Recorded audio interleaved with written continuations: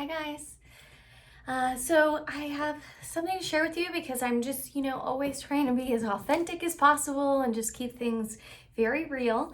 So this is a big vulnerability moment for me. I know if you know me directly, and I've written it in my stuff, but I never just fully say it out there.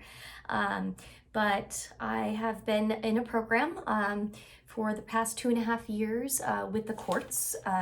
Essentially, I was sentenced to go to prison or to take a program to relieve me of my felony DUIs.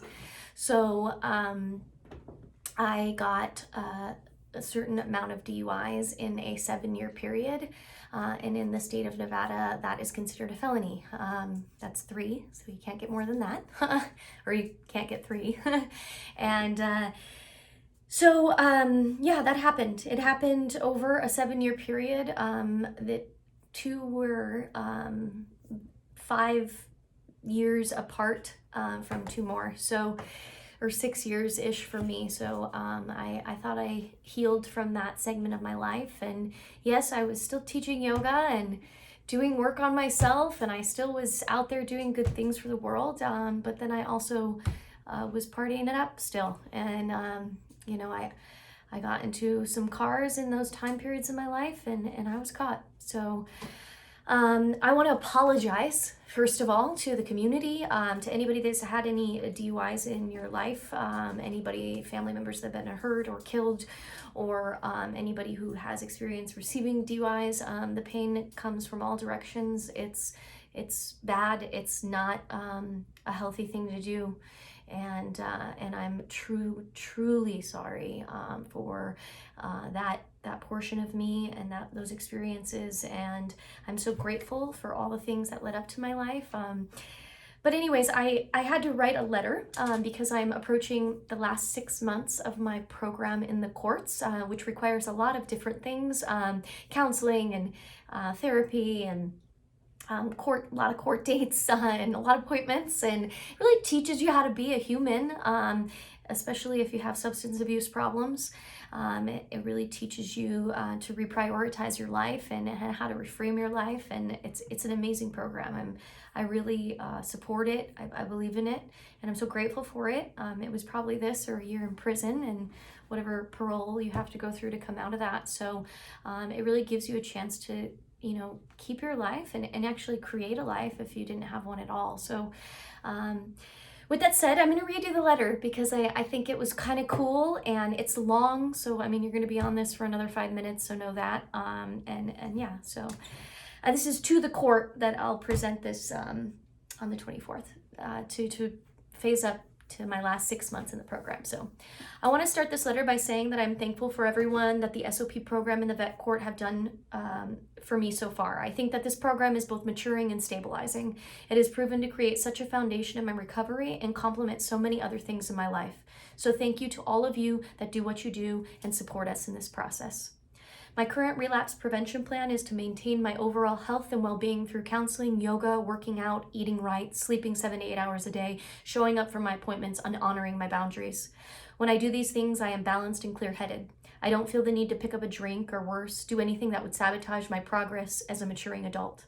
At this point in my life, as a 35-year-old independent woman, I want to succeed, and relapsing would set me back far beyond what I am prepared to have to manage this day and age. It set me back too many times already, and remembering how that has impacted me, continuing to build momentum and setting goals for my future keeps me on track. My mind is more precise than ever. I feel clean and capable. I would say that the 6 months on house arrest was the hardest mentally, but after that, the gifts, they began to show up in so many ways. Learning who I am underneath drinking and sabotaging my life or surviving is really beautiful. I know I always wanted that, and things held me back that I didn't know how to get rid of. But with time and sobriety and all the tasks to become successful in this program, I began to see a more authentic me. I have been sober for over 2.5 years now, and I accomplished that through resilience, integrity, and honesty. I achieved it ultimately because I wanted to, and I knew that it was in my cards because even before I entered into the program, I was getting the messages. So this was a sort of hard affirmation for me. I have goals. I always wanted to be successful. Drinking and partying stood in the way of that. I have a savings and a plan for savings. I'm going to school for healing arts. I won't be finished with that until 6 months after this program is over, so that is a way for me to stay grounded and keep my head in the right place. I am creating momentum moving forward. I have used this program as a foundation for the already driven me that kept hitting her head before all of this. I want to help people with PTSD and addiction. I have a story that I know will help others on their paths. I worked with the Shade Tree while I've been in the program, just doing volunteer work. It was humbling for me. I love helping, as I said earlier, and being able to be of service gives me something that nothing else does. It teaches me about myself and what I have to offer people, but it also shows me just how much this world needs all of us to be healthy and responsible.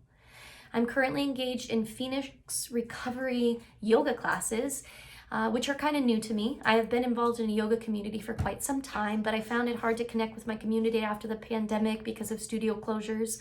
I was thrilled to become a part of a recovery community doing activity-based events. It just feels right because yoga has been my rock during this entire process. I might go as far as to say yoga is what brought me to this. I have been practicing since I was 14 and I started teaching in 2011. That disconnect between what yoga was telling me I could become and who I was already pretty much programmed into really pushed me. So it's been amazing being honest with my community, even on social media, being open about my alcohol abuse and my DUIs. It's created a pretty robust platform for me to grow and hold myself accountable. One of my goals was to get a certain amount of money in savings, and I have done that.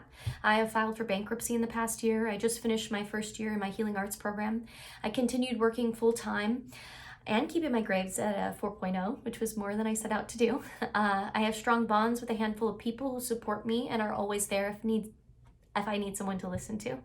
And I have maintained a healthy level of support with my beautiful dog, Gaia.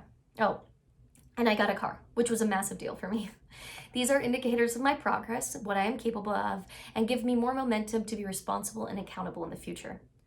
I will finish this 2-year program that I am in with school. When the SOP program is over and I have graduated, I want to travel. I got my head out of my butt. I see my future. I want to learn to farm and be sustainable, learn to grow crops and have many animals. I want to continue building my health business and grow with that, which will be my primary source of income. And I want to go back to a school for a traditional psychology degree, perhaps in my early 40s. I am just too far psychology buff to not. I thought about this when I read the initial statement because it asked about being a threat to the community, and I never really saw it that way when I was doing it. You know, I don't think. You were sort of not thinking, but it's true. I was a threat when I was behind that wheel under the influence of alcohol. I mean, I was never a good driver sober, and being drunk and driving was unfair to my community, to the people I gave myself to daily. I mean, I was teaching yoga and learning about being healthy and well, and then I could turn around and make such a dangerous mistake like driving drunk or even just getting wasted. That was stupid, and it was not suitable for my people. So for that, I bow my head and ask for your forgiveness. I know better now. Managing my emotions has been the single most significant hurdle that I have overcome or learned to overcome in the process of these 2.5 years. My counselors, groups, yoga, my school classes, and life have shown me just how bad I was at that. I bottled things up and then I lost my mind. That was a cycle for me. And honestly, back then, I didn't have that knowledge. I was blind to it. I was so good at lying to myself or working so hard not to be in pain or have confrontation that I missed the mark so many times. And now I get it, you know? I can feel myself. I can feel my fears and I can feel my anxieties. I know when self-doubt is sneaking up on me, when the thoughts are moving down the path of taking me over. I can catch them and I can reframe them. And I think that is what has made me the most successful on this path. With all of that said, I am requesting to phase up today to phase 4, my final phase. So yeah, I just want to share that with you guys. I don't know how you feel about it, but there it is. I'm still doing it. I'm still doing what I'm doing. And I believe in myself and my thoughts and my progress. And despite that happening, you know, like I still feel very capable of supporting and being there for others. It feels, you know, it feels like a entity in my life, you know. It's a portion of me, but it is not me. So thank you.